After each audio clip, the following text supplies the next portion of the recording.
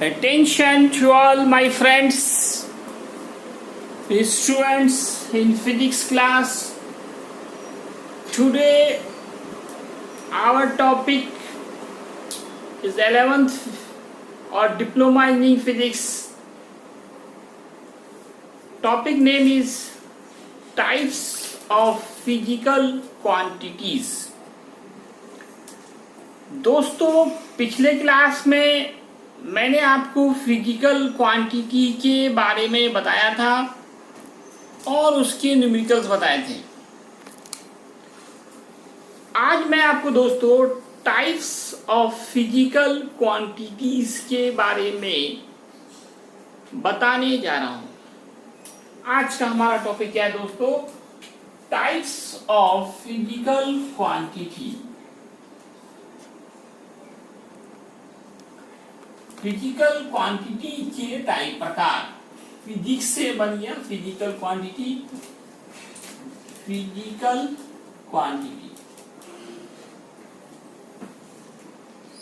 के टाइप्स, भौतिक राशियों के प्रकार। क्वांटिटी से क्वांटिटीज कर देंगे।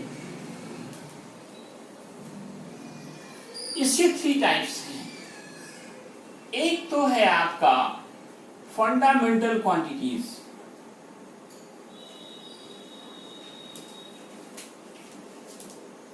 पहले नंबर पे आया फंडामेंटल क्वांटिटी।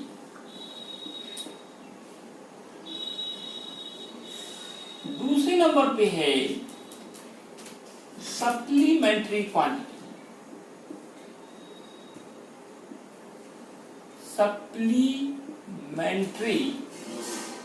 क्वांटिटी।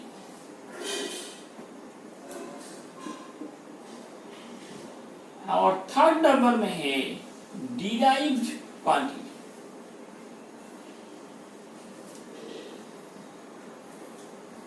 ये 3 टाइप होते हैं फिजिकल क्वांटिटी के।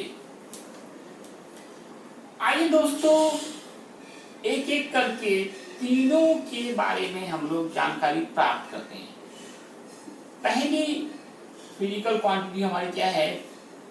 फंडामेंटल। फंडामेंटल क्वांटिटी,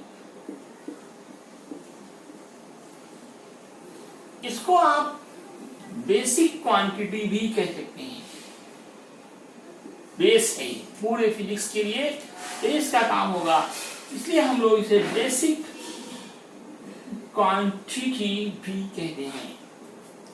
हिंदी में इसे मूल राशि के नाम से जाना जाता है। मूल राशि। आप मूली खाते हैं ना? मूल मतलब होता है जड़। मूली का कौन सा भाग खाया जाता है? जड़ खाया जाता है। तो मूल राशि ऐसे फिजिकल क्वांटिटीज होते हैं जो किसी पे डिपेंड नहीं करता है, जो किसी से बना हुआ नहीं होता है, लेकिन उसी से अदर सारे फिजिकल क्वांटिटीज बनते हैं। मतलब फिजिक्स के लिए जड़ का काम किया। हर प्लांट्स का जड़ होता है। अगर प्लांट के जड़ पे ध्यान दें तो पूरा प्लांट किस पे डिपेंड करता है? जड़। किसी प्लांट के हर कुछ को कट कर दें आप, उसके फूल, पत्तियां, है ना, उनकी जो शाखाएं हैं, उनको आप ब्रांचेस को ना कट कर दें, लेकिन जड़ को छोड़ दें, तो आप देखिए कुछ दिन के बाद वह पेड़ फिर हरा भरा हो जाता है।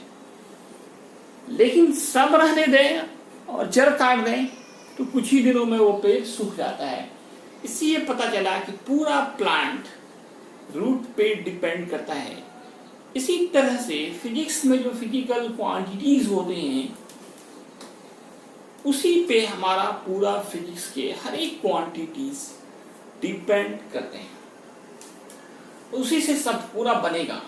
इसलिए अगर ये 7 फंडामेंटल क्वांटिटीज एसआई सिस्टम में लिए गए हैं, अगर आपने कहा ये 7 याद कर लिया, मानो आपने पूरा फिजिक्स याद कर लिया। अब आप फिजिक्स के 90% क्वांटिटीज को आप निकाल सकते हैं। मोर देन 90% जो क्वांटिटीज हैं फिजिकल क्वांटिटी, वो इन्हीं 7 में से 2 को 3 को मिलाकर बनाया जाता है, जिसका नाम हो जाएगा डिराइव्ड क्वांटिटीज। और कहीं पे 10% में जहां फेल हो जाते हैं तो उसके लिए सप्लीमेंट्री क्वांटिटीज आते हैं। तो फंडामेंटल क्वांटिटी का जो आसान डिफिनेशन होगा, देखिए एग्जामिनेशंस में आसान डिफिनेशन देने हैं आपको, अपने लैंग्वेज में परिभाषित करने हैं, डिफाइन करने हैं। इसका एक बहुत आसान सा एक लाइन का डिफिनेशन आप दे सकते हैं।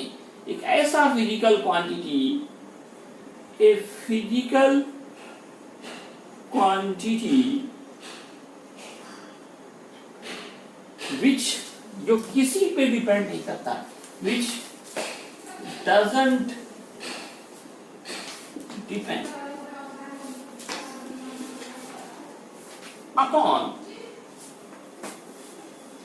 any other quantity, जो अन्य किसी पर डिपेंड नहीं करता, any other quantities, जो किसी पे है ना, किसी अन्य क्वांटिटीज पे डिपेंड नहीं करता, निर्भर नहीं करता, उसी का नाम होगा इसका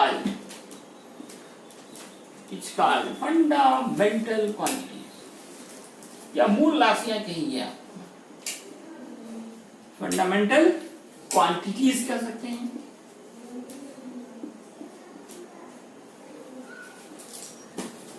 कितनी फंडामेंटल क्वांटिटीज हैं वो याद रखने हैं, important objective. There are 7 fundamental quantities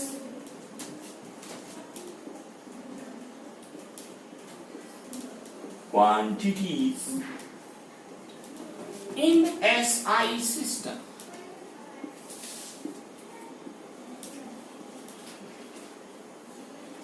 इसमें कौन कौन से हैं दोस्तों? पहला आपका वेवलेंथ है, दूसरा मास है, फिर आपका टाइम है, टेम्परेचर है,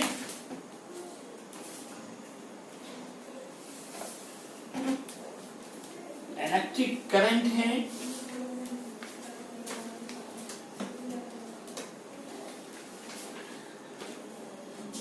ल्यूमिनस इंटेंसिटी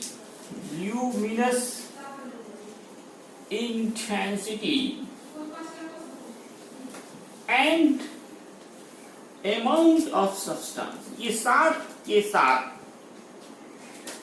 फंडामेंटल क्वांटिटीज हैं।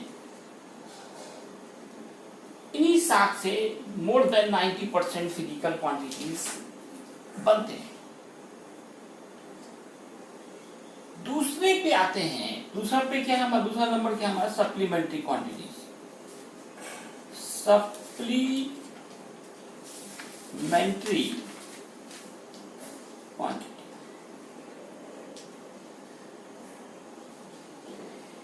हिंदी इसका होता है सहायक राशि।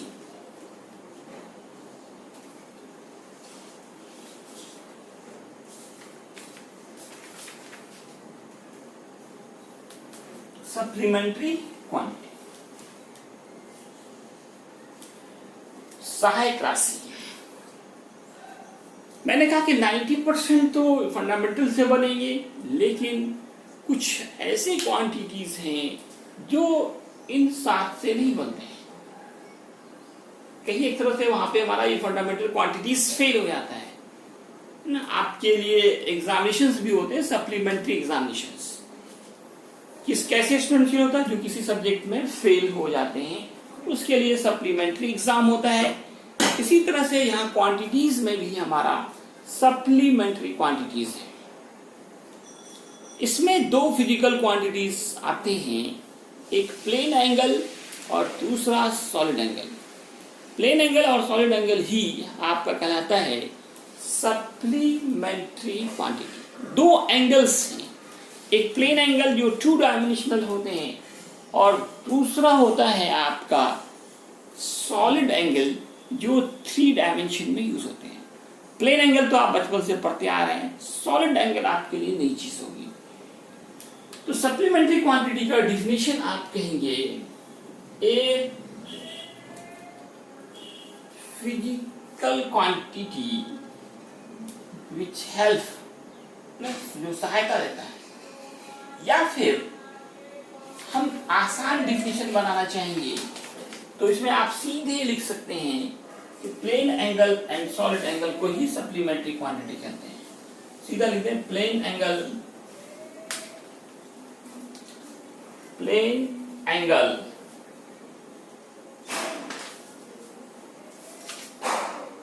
And solid angle.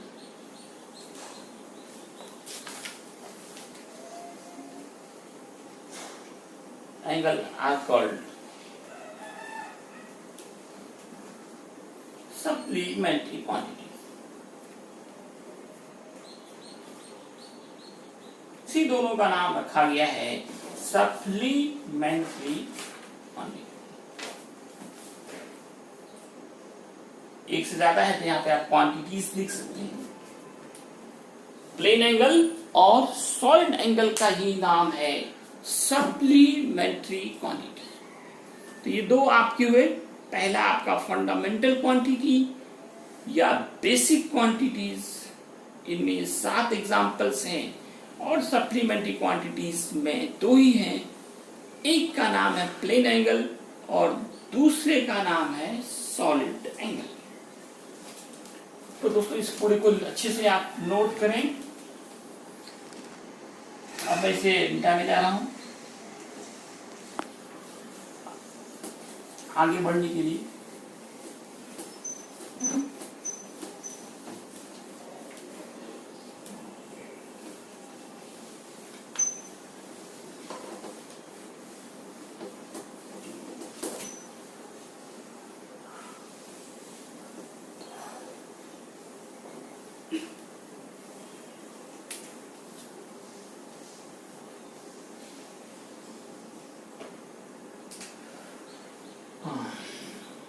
Now third quantity, मैं प्लेन एंगल और सॉलिड एंगल को इसके बाद एक्सप्लेन करूंगा, पहले इन तीनों को ले लेता हूं।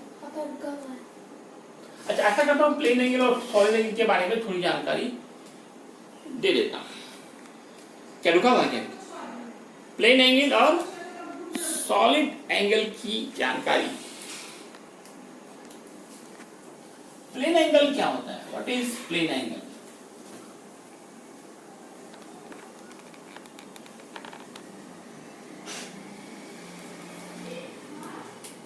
हिंदी में क्या नाम हो जाएगा? समतल कोण।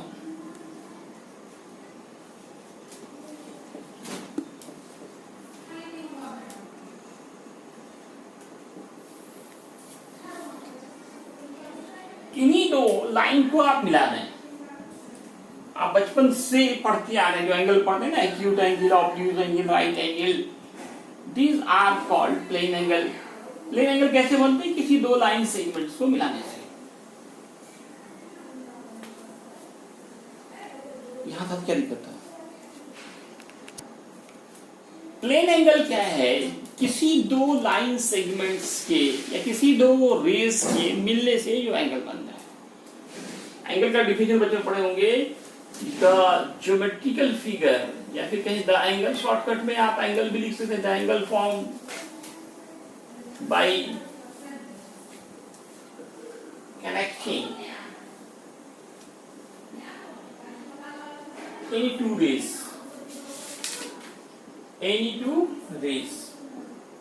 किन्हीं दो रेस को मिलाने से जो एंगल बनता है, इट्स कॉल्ड प्लेन एंगल। उसी का नाम होगा plane angle.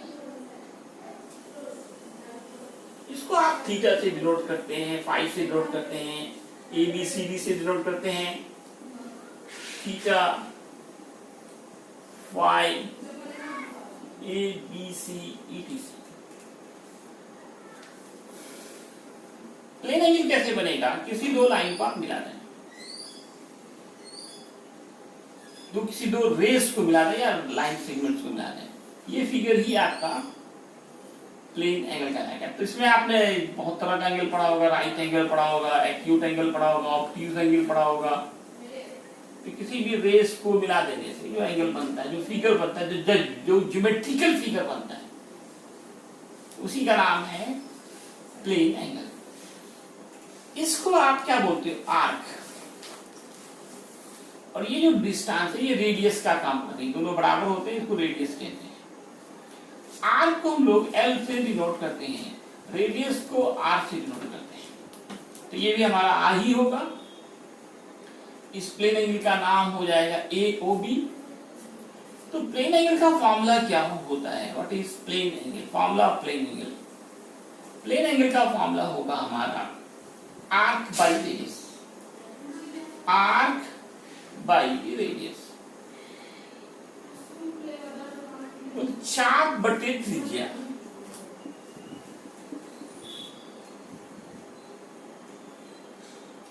Arc by radius. Symbol में इसे हम लोग लिखेंगे theta is equal to l by r. आप मैथमेटिक्स में भी इसका यूज करते हैं। एंगल इस सब का तो काम हमेशा ही जीवन भर करना पड़ता रहता है। इसका एसआई यूनिट क्या होगा? What is SI unit of plane angle? ये वेरी इंपॉर्टेंट ऑब्जेक्टिव है, इसमें मेरे को नोट में लिखा हो। नोट का मतलब very important objective question. SI unit of plane angle क्या होगा? SI unit of plane angle. Plane angle का एसआई यूनिट क्या होता है? इसका एसआई यूनिट होता है हमारा radian.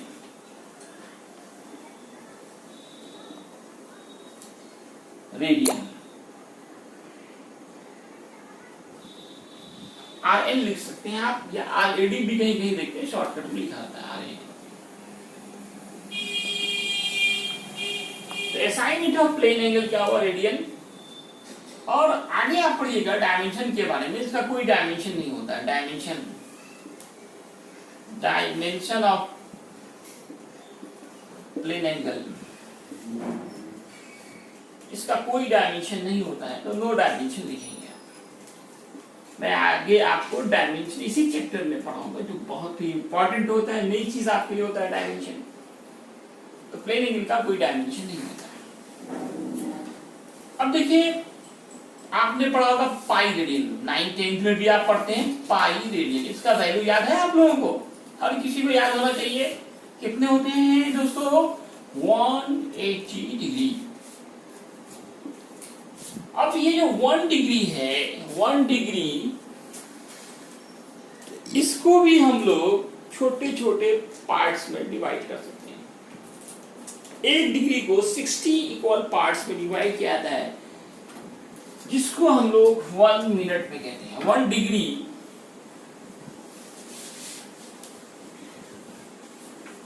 Is divided into 60 equal parts. 60 equal parts. Each part is called 1 minute.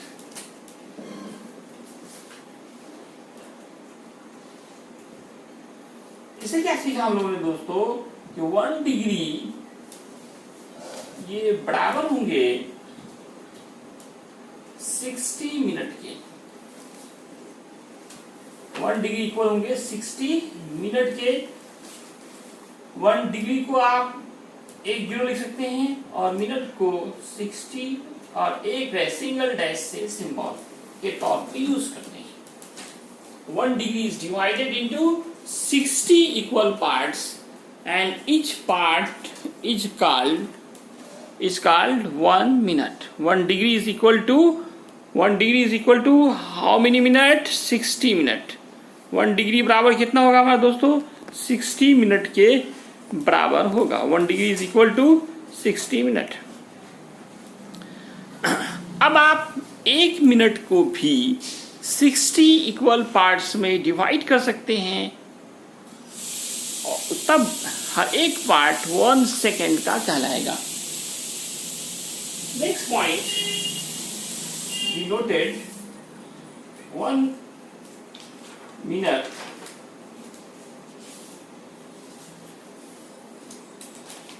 is divided into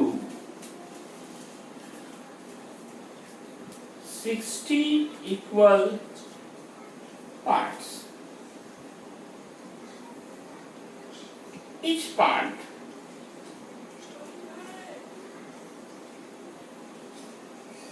is called 1 second.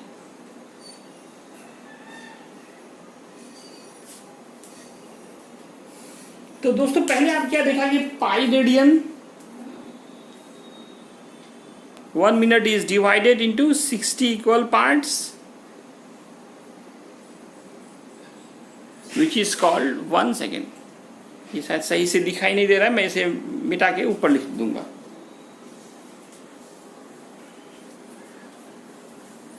पहले इतना आप नोट कर लें.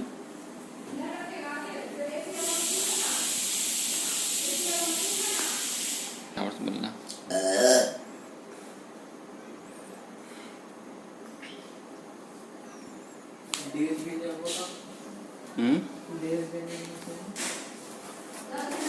गलत है.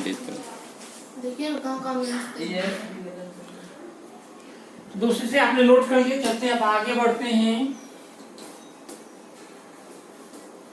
तो 1 डिग्री देखिए कितना छोटा होता है, लेकिन उसको भी हम लोग 60 इक्वल पार्ट में डिवाइड करते हैं. ईच पार्ट आपका 1 मिनट कहलाता है. फिर 1 मिनट को भी हम लोग क्या करते हैं, 60 इक्वल पार्ट्स में डिवाइड करते हैं. तो वो हमारा 1 सेकेंड हो जाता है. 1 सेकेंड.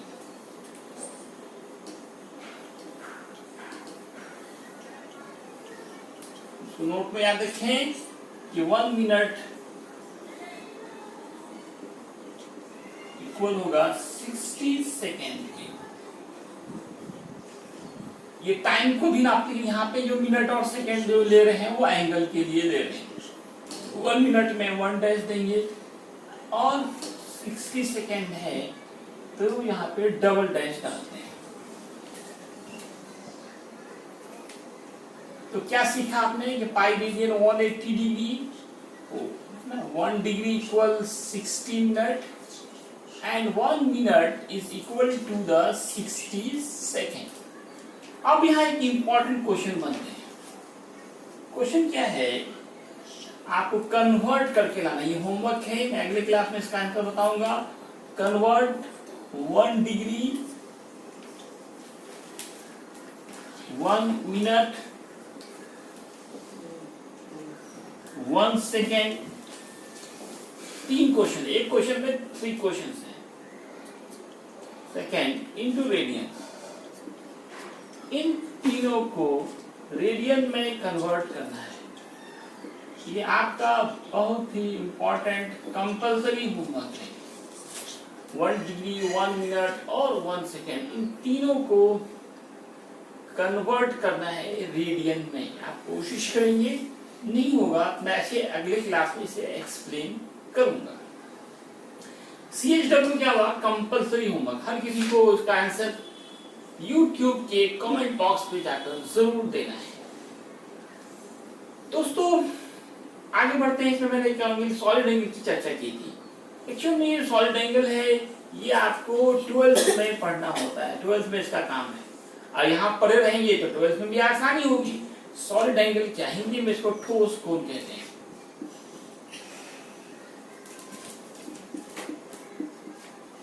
ठोस कोण ये क्या होता है, व्हाट इज सॉलिड एंगल. तो solid angle is 3 dimensional angle. इसमें हम लोग एस्फीयर की बात करते हैं. एस्फीयर मींस गोला हुआ. जैसे आप ले लें एक फुटबॉल है ना, वॉलीबॉल, कोई बॉल लें तो उनका शेप क्या होता है, जस्ट लाइक एस्फीयर होता है. तो उस फुटबॉल के ऊपर आप एक सर्कल खींचें और सर्कल के सर्कमफेरेंस के हर पॉइंट को उसके सेंटर से मिला दें तो आप देखेंगे एक कोनिकल शेप बनता है. दैट कोनिकल शेप ही आपका कहलाएगा, क्या कहलाएगा दोस्तों, सॉलिड एंगल कहलाएगा.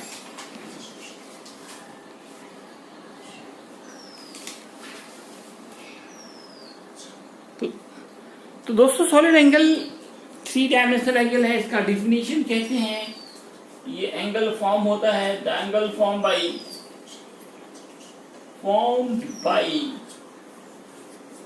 इसकी डिफिनेशन ही यही है, form by surface of sphere, surface of sphere कहाँ पे, at its centre is called solid angle.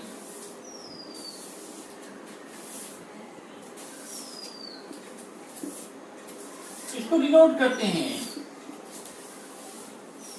Denoted by omega. ओम के सिंबल के लिए हम लोग इसे यूज किए थे, या डी ओमेगा, डी ओम डी बोल सकते हैं, छोटा एंगल हो तो डी लगा। इसका डिफिनेशन क्या है, the angle form by surface of sphere at its centre.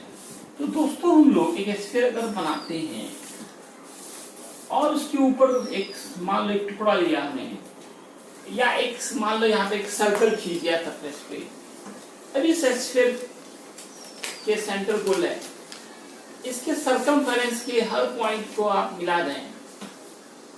कहाँ से मिला दें, सेंटर से। तो यहाँ देखिए कोनिकल शेप जैसा बन रहा है, छोटा एरिया है, इसको हम डी ओमेगा कहेंगे। छोटा एरिया ही लिया ना, ये जो ये एरिया लिया, छोटा एरिया जो एंगल बना रहा है यहाँ पे, इसको डी ओमेगा कहेंगे। यहाँ पे जो ये एरिया मान लिया जाए ये डी है, रेडियस आर है। तो इस सॉलिड एंगल को डिनोट करते हैं ओमेगा से या डी ओमेगा से। इसका फॉर्मूला क्या होगा, इसका फॉर्मूला होगा सॉलिड एंगल का दोस्तों, इसका फॉर्मूला होता है DA बाई आर स्क्वायर। जो टुकड़ा लेंगे हम सरफेस पर, उनका एरिया और बाई रेडियस का स्क्वायर, इन दोनों का रेशियो के बराबर होता है सॉलिड एंगल का मान किसी रेगुलर सरफेस के लिए। लेकिन अगर कोई टेढ़ी मेढ़ी वस्तु हो, फॉर एनी इरेगुलर सरफेस हो, तब देन हमारे सॉलिड एंगल का फॉर्मूला होगा DA cos theta upon r square. ये कॉस कहाँ से आया, इस तरह का कोई टेढ़ी मेढ़ी ऑब्जेक्ट हो तो उसके लिए होता है। ये सब बातें आप फिर 12th में पढ़ेंगे। असाइनमेंट की बात करें, assignment of solid angle important objective हो जाएगा फिर आपका। सॉलिड एंगल का असाइनमेंट होता है स्टेरेडियन, SR लिखते हैं शॉर्टकट में। इसका भी कोई डायमेंशन नहीं होता। डायमेंशन अगर पूछा जाए आपसे, डायमेंशन ऑफ सॉलिड एंगल, इसमें कोई डायमेंशन नहीं है। आप नो डायमेंशन या am not, L not, T not कर सकते हैं।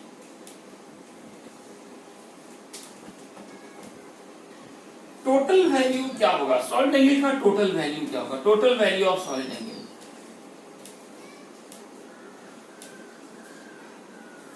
टोटल वैल्यू का जो टोटल वैल्यू होता है solid angle, total value of solid angle,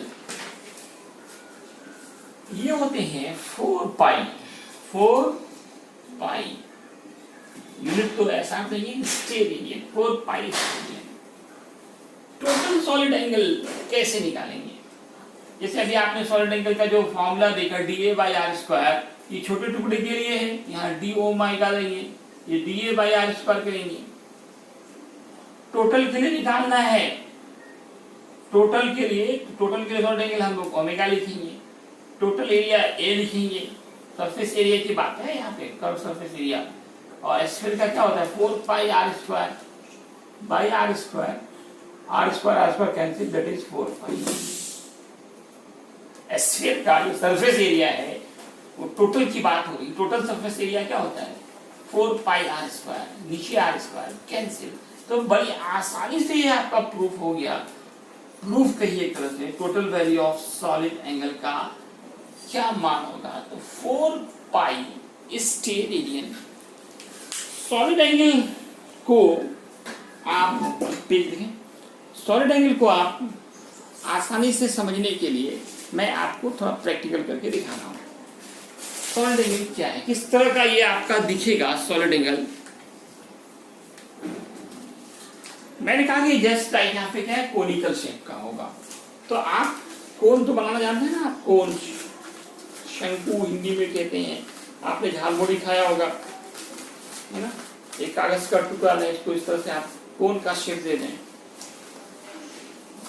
यहाँ पे कोन का जो बेस होता है वो सर्कल होता है, ये इसका बेस हो गया, ये टॉप हो गया, एपेक्स। इस तरह से आप खड़ा करते हैं कोन को। तो मैंने क्या किया, मान लिया जाए कि ये जो एस्फीयर का ही एक टुकड़ा है, it is a part of a sphere, और ये इसका क्या है, सरकमफेरेंस, परिधि। ये सर्कल का ये क्या कहलाता है, सरकमफेरेंस। तो सरकमफेरेंस के हर पॉइंट को अगर आप एस्फीयर के सेंटर, इसको आप एपेक्स को एस्फीयर का सेंटर मान लें, आप मिलाते हैं, तो मिलाने के बाद आपको क्या बनेगा, आप इसको देखिए, अंदर झांकिए, एक कोनिकल शेप यहाँ पे उभर रहा है, बन रहा है। इस सरकमफेरेंस के हर पॉइंट को हमने कहाँ से मिलाया, एपेक्स से मिलाया। अब इस एपेक्स पे जो एंगल बनता है, that angle is called solid angle. तो दोस्तों आप देख सकते हैं, आप खुद भी प्रैक्टिकल कर सकते हैं। एक सुरंग सा दिख रहा होगा आपको, ये आपका 3 डायमेंशनल एंगल हो गया, इसी का नाम क्या हो गया, हमारा सॉलिड एंगल। इसका साइड स्टेरेडियन हो गया, कोई डायमेंशन नहीं होगा। टोटल वैल्यू इसका 4 पाई स्टेरेडियन है। फॉर्मूला याद रखें, छोटा एरिया हो तो dA/r², और अगर पूरे की बात करें, ओमेगा इक्वल पूरा surface area A/r², area of a sphere 4 pi r²/r², तो 4 पाई स्टेरेडियन। तो दोस्तों उम्मीद है आप इसे अच्छे से समझ गए होंगे। लॉकडाउन के कारण ऑफलाइन क्लास तो अभी नहीं हो रहे हैं, इसलिए आप लोग पूरा फायदा उठाएं। ये 11th 12th पूरे जीवन का टर्निंग पॉइंट होता है, इसे खेल कूद में बर्बाद ना करें। दोस्तों आपसे रिक्वेस्ट है, ज़्यादा से ज़्यादा लाइक करें, शेयर करें और सब्सक्राइब करें। धन्यवाद। इसे पूरा नोट कर लें आप।